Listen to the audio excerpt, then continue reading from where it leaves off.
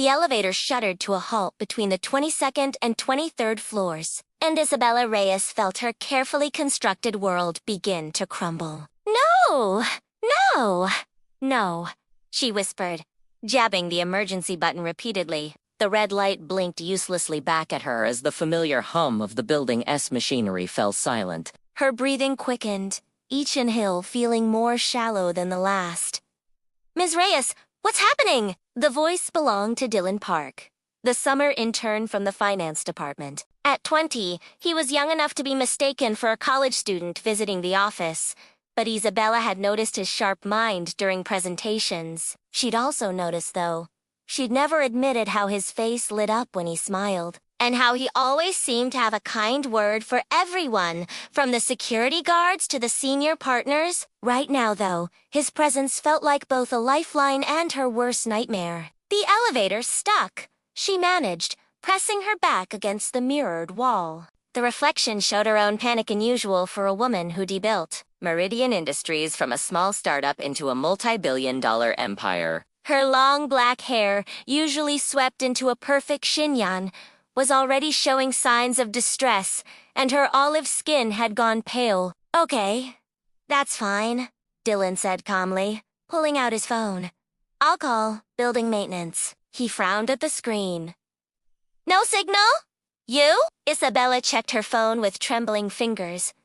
Nothing. The walls must be too thick. The space suddenly felt impossibly small. How was this elevator only 6 feet by 6 feet? The mirrored walls seemed to multiply infinitely, creating an endless maze of trapped reflections. The ceiling pressed down like a weight on her chest. I can't, she gasped, sliding down the wall until she was sitting on the floor, her designer heels clicking against the metal. I can't breathe! Dylan immediately knelt beside her, his young face serious with concern. In the 18 months he'd worked as an intern, he'd watched Isabella Reyes command boardrooms full of intimidating executives, negotiate deals that made headlines, and handle corporate crises with legendary composure. The powerful, stunning CEO who graced magazine covers and gave keynote speeches at business conferences was having a panic attack right in front of him.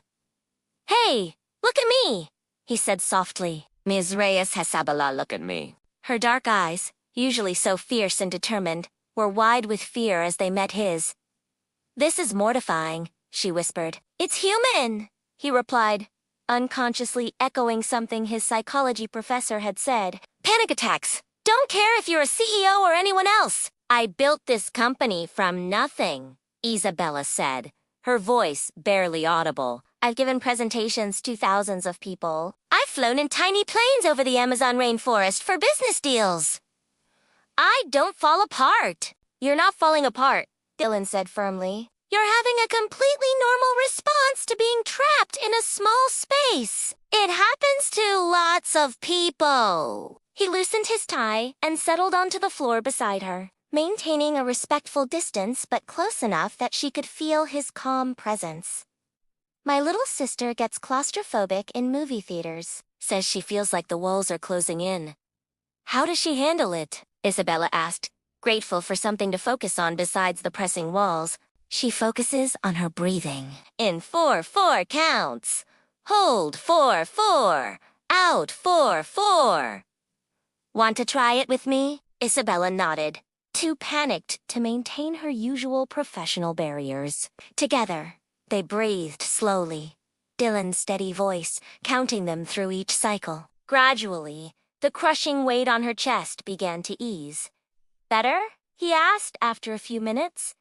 A little. She noticed how patient he was, how he didn't seem fazed by seeing his powerful boss in such a vulnerable state. You're handling this better than most people would. Dylan smiled, that same warm expression she'd noticed in meetings. My mom's a nurse. She taught me that everyone needs help sometimes, no matter how strong they seem.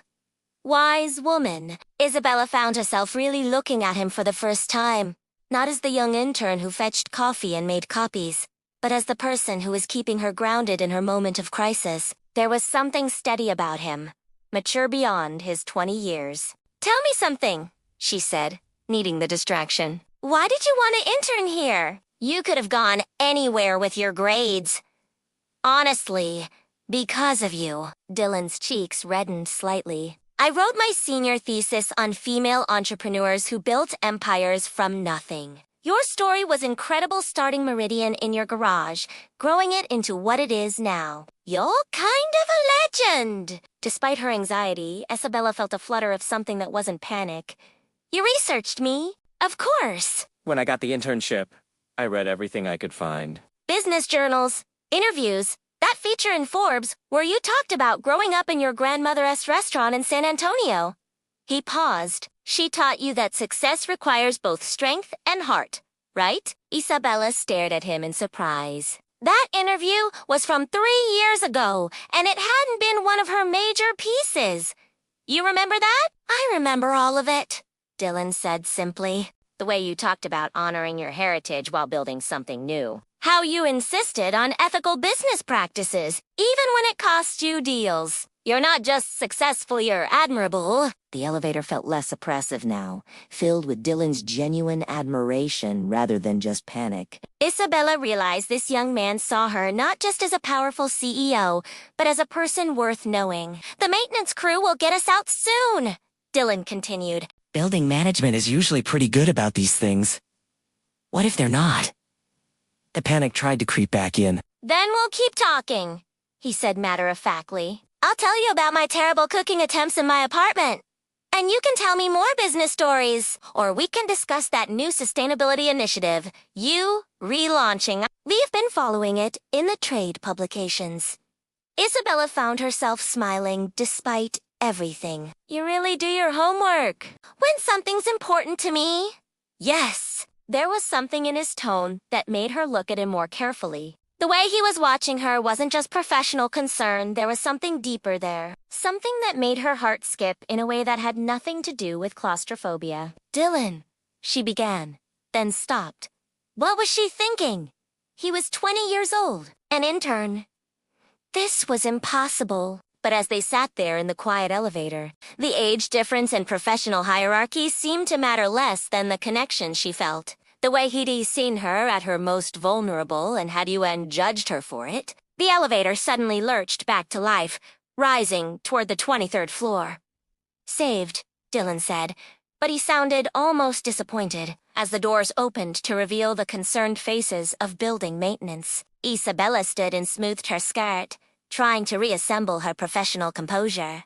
But when Dylan offered his hand to help her up, she took it, and neither of them let go until they absolutely had to. Thank you, she said softly as they stepped into the hallway. Anytime, Ms. Reyes, he replied, but his eyes said something entirely different as Isabella walked toward her corner office. She realized that being trapped in that elevator might have been the most honest conversation she'd had in years. And the young intern who helped her through her panic attack had somehow become something much more complicated than just an employee. The question was, what was she going to do about it?